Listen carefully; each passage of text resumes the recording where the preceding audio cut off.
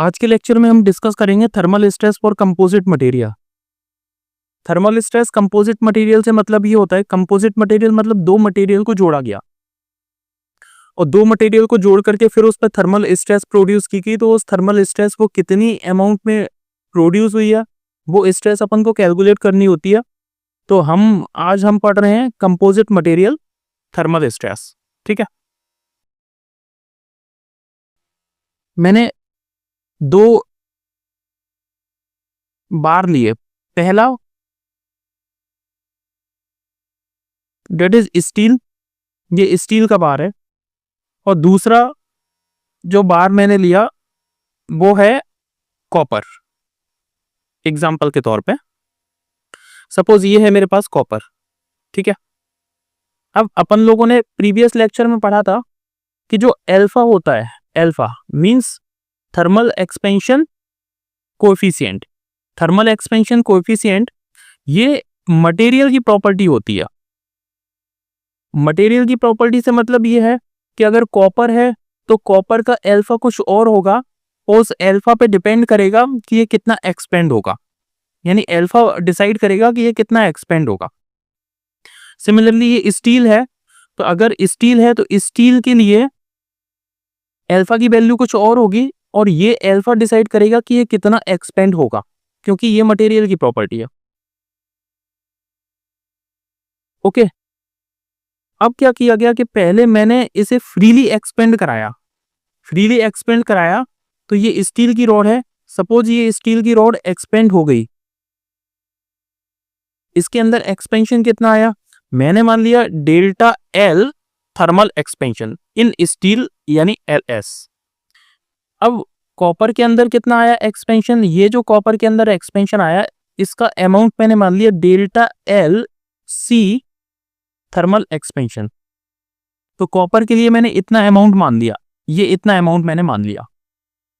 ठीक है, अब इन दोनों को मैंने कंबाइन किया, इन दोनों का अमाउंट कुछ अलग अलग होगा। तो मैं मान के चल रहा हूं कि अल्फा फॉर कॉपर के लिए, अल्फा फॉर कॉपर के लिए इसकी जो वैल्यू है, मतलब वैल्यू क्या, अल्फा कॉपर के लिए मैं ग्रेटर मान के चल रहा हूं अल्फा स्टील से।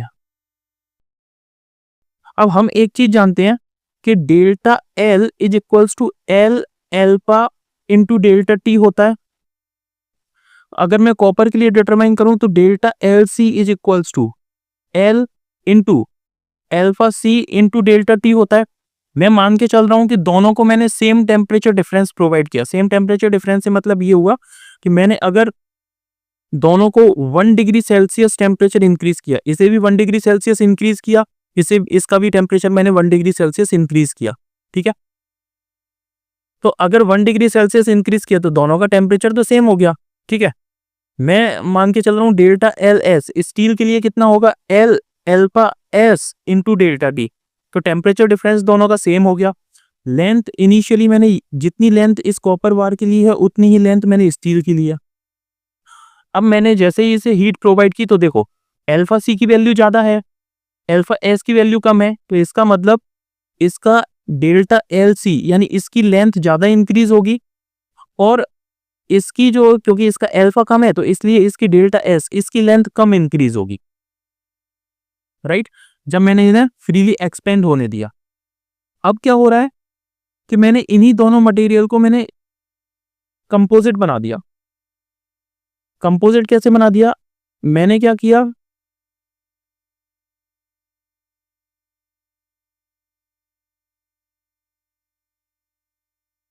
ये जो अपर रोड है, अपर रोड मैंने ले ली स्टील की, ये वाली रोड किसकी है, स्टील की, दोनों की लेंथ सेम है। और ये वाली रोड किसकी है, कॉपर की, दोनों की लेंथ सेम है। ठीक है, अब जरा इसे थोड़ा सा अच्छे से समझना ध्यान से। मैं इसका यूनिफॉर्म टेम्परेचर इंक्रीज कर रहा हूं। यूनिफॉर्म टेम्परेचर मतलब इन दोनों को मैंने यूनिफॉर्म टेम्परेचर इंक्रीज किया, यानी 1 डिग्री सेल्सियस इन दोनों का मैंने टेम्परेचर इंक्रीज किया। जब मैंने टेम्परेचर इसका इंक्रीज किया तो इन दोनों की लेंथ बराबर इंक्रीज होगी। पहला सेंटेंस सुनिए, इन दोनों की लेंथ बराबर इंक्रीज होगी। तो ये जो लेंथ है ये लेंथ इंक्रीज होकर के मैंने मान लिया ये लेंथ इतनी इंक्रीज होकर के आ गई।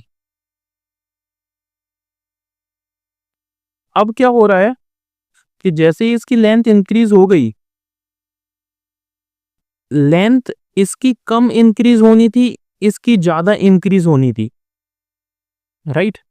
तो अगर मैं इन दोनों को अगर मैं मिलाता एक्चुअल में सेपरेट करके, तो इसकी लेंथ इसकी कम इंक्रीज होनी थी और इसकी ज्यादा इंक्रीज होनी थी। यानी इसकी सपोज इतनी ही इंक्रीज होनी थी स्टील की और इस कॉपर की इंक्रीज होनी थी इतनी। लेकिन एक्चुअल में हो क्या रहा है, एक्चुअल में ये हो रहा है कि इसकी लेंथ थोड़ी सी आगे बढ़ गई, ज्यादा एक्सटेंड होगी, इसकी लेंथ थोड़ी सी कम एक्सटेंड हुई। तभी तो ये दोनों लेंथ, फाइनल जो लेंथ है इसकी वो फाइनल लेंथ सेम आई है, यानी सेम बराबर इंक्रीज हो रहा है। तो इसका मतलब ये हुआ कि इस पे कहीं ना कहीं कोई एक कंप्रेसिव फोर्स लग रहा है जिसकी वजह से इसकी लेंथ डिक्रीज हो गई कॉपर की और इसकी लेंथ इंक्रीज हो गई। जैसे कि एग्जांपल ले रहा हूं, मान के चलो कि इसकी स्टील की लेंथ कितनी इंक्रीज होनी थी, स्टील की लेंथ इंक्रीज होनी थी 1 mm, कॉपर की लेंथ कितनी इंक्रीज होनी थी 1.5 mm। जब इन दोनों को मैंने कंपोजिट बना दिया, कंपोजिट बनाने के बाद जब मैंने इसे हीट प्रोवाइड की तो इन दोनों की लेंथ इंक्रीज होकर के कितनी आई 1.25 mm। क्लियर। जब ये लेंथ इसकी इतनी इंक्रीज होकर के आई तो इसका मतलब ये हुआ ये 1.5 से इसकी लेंथ डिक्रीज हुई है, डिक्रीज हुई है तो इसके ऊपर कोई ना कोई एक फोर्स लग रहा है जिसकी वजह से ये डिक्रीज हुई है। और इसकी लेंथ जो 1 mm थी वो 1.25 हो गई है, तो इसका मतलब इस पे कहीं ना कहीं टेंसाइल फोर्स लग रहा है। क्लियर। तभी ये दोनों लेंथ बराबर आई हैं। तो एल्फा किसका ज्यादा है, एल्फा ज्यादा है इस कॉपर का और एल्फा कम है इस स्टील का। तो जिसका एल्फा ज्यादा होता है, अगर एल्फा जिसका ज्यादा होता है, एल्फा ज्यादा होगा means it will be in the compression, compression ये ऑटोमेटिक कंप्रेशन में आ जाएगी। और जिसका एल्फा, जैसे स्टील का एल्फा कम है, स्टील का एल्फा कम है तो इसका मतलब it will be in the tensile, ये टेंसाइल नेचर में आ जाएगी कि इसने कुछ लेंथ इंक्रीज की, सपोज इतनी इंक्रीज कर दी, इसने कुछ लेंथ डिक्रीज की, सपोज इतनी डिक्रीज कर दी। क्लियर।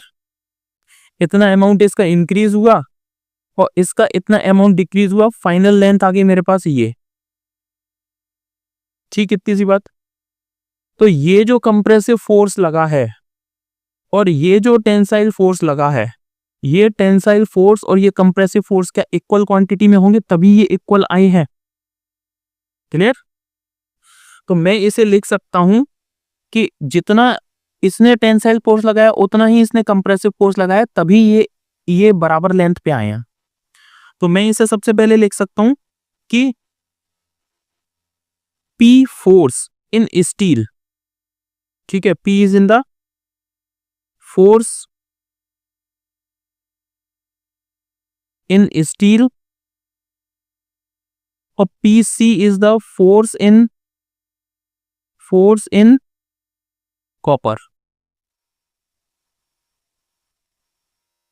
तो क्या मैं इसे ये लिख सकता हूं कि PC is equals to PS होगा और इन दोनों को मैं मान रहा हूं डेट इज P, राइट। पहली चीज।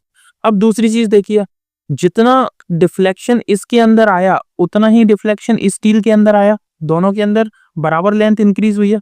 तो क्या मैं इसे ये भी लिख सकता हूं कि delta LS will be equals to delta LC। अब ये जो डेल्टा S है, LS है, ये दो वजह से आया, एक तो ये थर्मल की वजह से आया, दूसरा कि इस पर टेंसाइल फोर्स लगा, दो की वजह से आया। थर्मल की स्ट्रेस, थर्मल की वजह से आया डेल्टा, उसे मैंने बोला डेल्टा LST, और इस फोर्स की वजह से डेल्टा आया उसे डेल्टा LSP।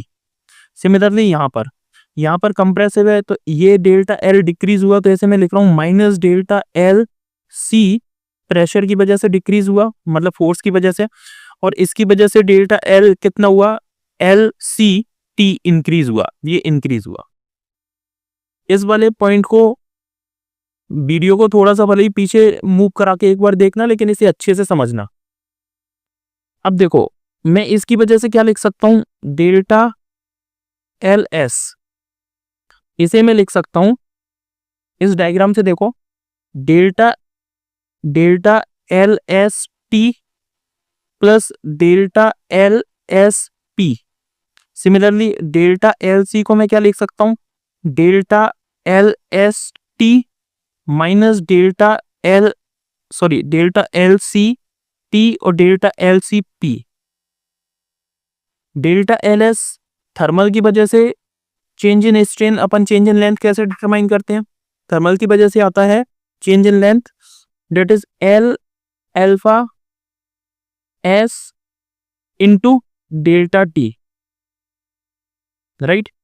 इसकी वजह से कितना आएगा, प्लस इसकी वजह से अपन ने पहले हुक्स लॉ के अकॉर्डिंग डिटरमाइन किया था, याद करो लेक्चर जब अपन ने पढ़ा था तब हुक्स लॉ के अकॉर्डिंग देखा था कि stress is directly proportional to strain होती है। यहाँ से स्ट्रेस इज इक्वल्स टू आया था E into delta L upon L, और यहाँ से डिटरमाइन होकर के आया था पी एल यानी pressure, sorry force upon area, ये हो गया स्ट्रेस, और ई डिवाइड में आ जाएगा एल इसके साथ मल्टीप्लाई हो जाएगा, तो यहाँ आया था डेल्टा एल। ये अपन पहले पढ़ चुके हैं जब मैंने हुक्स लॉ बताया हुआ था।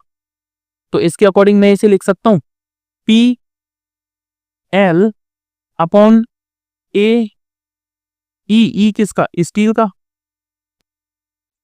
ओके, क्रॉस सेक्शन एरिया किसका, स्टील का, तो मैंने ए एस लिख दिया इसे, ठीक है।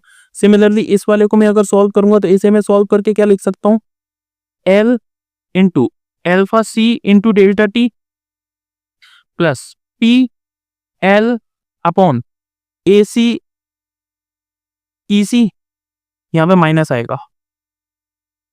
इसके अकॉर्डिंग देखिए मैं इसे लिख रहा हूं L alpha S into delta T plus P L A S into E S is equals to L alpha C into delta T minus P L A C into E C.